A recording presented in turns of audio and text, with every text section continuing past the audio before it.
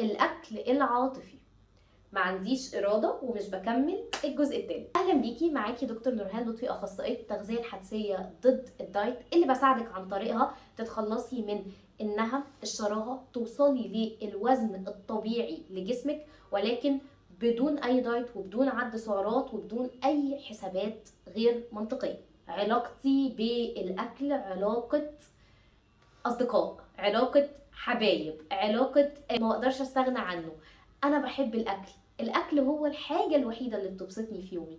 الاكل هو صاحبي. الاكل هو اللي بيطبطب عليا. الاكل هو اللي بيكافئني بعد يوم طويل مع الولاد والزن والليلة دي. فالاكل هو الحاجة اللي بتديني السعادة. ولكن انا النهاردة مش جاية اقولك ان هو بيديكي السعادة. انا جاية اقولك ان هو الاكل مش حاجة وحشة. الاكل فعلا بيدينا نوع من انواع السعادة، الاكل بيدينا نوع من انواع الفرح، ولكن الاكل بيدينا نوع من انواع المتعة مش السعادة. فخلينا دلوقتي نتكلم اكتر على النقطة دي وايه علاقتها بفكرة الارادة. الحقيقة ان ناس كتير قوي لما بتيجي بتتعامل مع الايموشنال ايتنج، او لما بتيجي تتعامل مع الاكل العاطفي، بتتعامل معاه بمبدأ ان انتي شيلي الاكل ده من البيت، ما توفريش، حطي بدائل صحية في البيت تاكلي منها، على الاقل مش هتتخني، اعملي تكميم.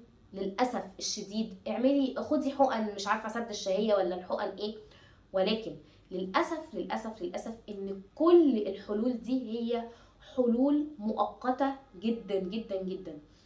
انا شفت كتير جدا جدا جدا حالات وكلاينتس كتير عملوا التكميم، اخدوا الحقن، اخدوا وات ايفر نوع الحاجة اللي هم بياخدوها، ولكن كل مرة بيندب بالموضوع ان هم برضو مش بيقدروا يتحكموا في الكميات ولا في اي حاجة، لان المشكلة نفسها ما اتحلتش من الجذور. محتاجة النهاردة ان انا هقول خطوة صغيرة قوي على الحتة دي علشان تبدأي تلاحظي نفسك. النهاردة الهدف ان انتي تلاحظي نفسك، تخرجي بالخطوة دي النهاردة وتشوفي هو انا الاكل في الاوقات اللي زي دي بيمثل لي ايه. يعني ايه الاكل بيمثل لي ايه؟ يعني هل انا بعتبر الاكل مكافأة؟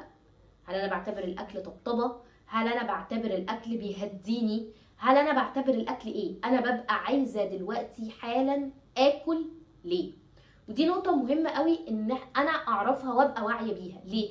علشان احل المشكلة، اشوف بديل، ادور على حاجة تانية اعملها غير الاكل، فابقى فاهمة ايه المشكلة اللي عندي بالظبط. دي اول حاجة. تاني حاجة، هو فعلا الاكل بيديكي سعادة ولا هي كلمة كده انا بقولها وخلاص؟ فمحتاجة اسأل نفسي السؤال ده، لان السعادة دي كلمة كبيرة جدا بتتكون من كذا حاجة ومن كذا طريقة. فان انا اعتمد على مصدر واحد بس هو اللي يديني السعادة الفيك، الحقيقة انها حاجة فيك خالص، فهو هنا مش بيديني سعادة، هو بيديني متعة لحظية. علشان كده انا محتاجة اشوف برضو نقطة ثالثة، وهي نقطة هو انا ايه اللي انا بعمله في يومي يشحنني يديني طاقة. وقتها محتاجة اقارن واشوف هو الاكل بيديني الطاقة دي ولا بعمل بيه كده، بخدر نفسي بيه على اخر اليوم. يعني انا بعد ما بقعد اكل الاكله دي وبعمل كده بلاقي نفسي عندي بقى الطاقه ان انا اتعامل مع الناس واكلم ده واتعامل مع ده واروح مع ده واشوف طلبات الولاد واشوف طلبات البيت والكلام ده واشتغل، بعرف اعمل الحاجات دي؟ ولا بلاقي نفسي لا، انا في حاجه برضو مش مظبوطه، انا مش مبسوطه باللي انا عملته، مش مبسوطه بكميه الاكل اللي انا اكلتها، مش مبسوطه ان بطني وجعتني من كميه الاكل اللي انا اكلتها بالشكل ده. فمحتاجه هنا ابدا اشوف والاحظ النقطه دي، ودي نقطه مهمه قوي ان انا اخد بالي منها في طريقه الاكل بتاعي. فانا هنا مش جايه اقولك ان انت هتوقفي تماما اكل، او ان انت هتاكلي بس لما تبقي جعانه وخلاص كده، بس انا جايه اقولك النهارده ان انت تقدري ان انت لما هتركزي على التفاصيل الصغيره دي في ملاحظتك للطريقه اللي انت بتاكلي بيها، للطريقه اللي انت بتشحني طاقتك بيها، للطريقه اللي انت بتتعاملي مع جسمك بيها على مدار اليوم، هنبدا نشوف هو فين الخلل او فين اللخبطه، وابدا ان انا اصلحها. وده يجيبنا لرابع سؤال، وهو فكره هو انا بشحن نفسي ازاي او بهتم بنفسي ازاي على مدار اليوم. ودي نقطة مهمة جدا، وكتير مننا كستات مش بياخد باله منها. انا جسمي ده او طاقتي دي عاملة زي كوباية انا عمالة ادلدق منها هنا وهنا وهنا وهنا، فانا عمالة ادلدق في اماكن كتير قوي. طيب وفين النصيب بتاع ميمس؟ فين؟ طيب انا بقى فين؟ فيجي خلاص انتي اولا طاقتك خلصت طول اليوم، شغل وبيت وولاد ومش عارفه ايه، وممكن تكوني مش متجوزه او مش ام لسه، بس في حاجات كتير بتوزعي فيها طاقتك على مدار اليوم، ومفيش حاجه ليكي انتي مخصوص بتعمليها، فخلاص واصلا طاقتك خلصت ومش قادره تعملي حاجه تاني في اليوم، فما بيفضلش غير الاكل. منطقي. فانا محتاجه ابص على اليوم من اوله واشوفه، هو انا باكل نفسي اكل كويس على مدار اليوم؟ هل انا بخش في مهاترات كتير جدا على مدار اليوم؟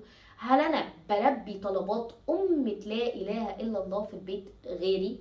فمحتاجه ابدا ابص على النقط دي كلها والاحظها. علشان كده بقولك النهارده المطلوب منك النهارده مش مطلوب منك اي حاجه غير الملاحظه. هو انا بروح اكل عاده، بروح اكل ليه؟ دي اول حاجه.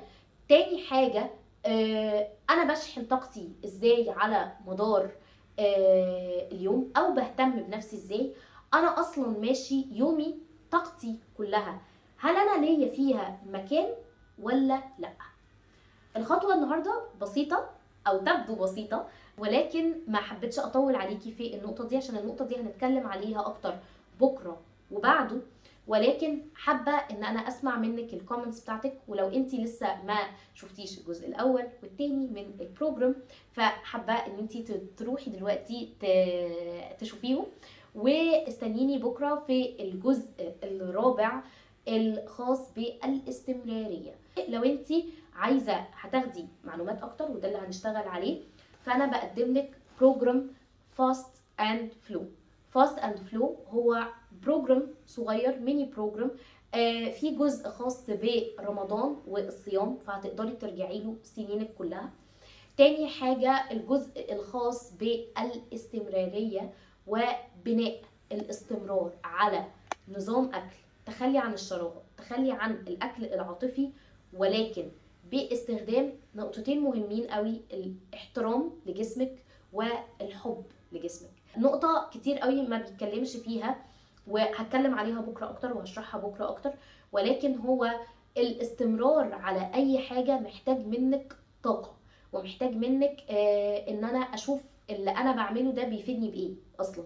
فعلشان كده انا اخترت ان انا اتكلم في الجزء بتاع السيلف ريسبكت، وازاي هو ده اللي بيوصلني للاستمراريه. حتى لو وقعت في اوقات، حتى لو اولوياتي اتغيرت في اوقات، هعرف ان انا ارجع بسهوله، لان انا بحب جسمي وبحترمه او عايزه احترمه.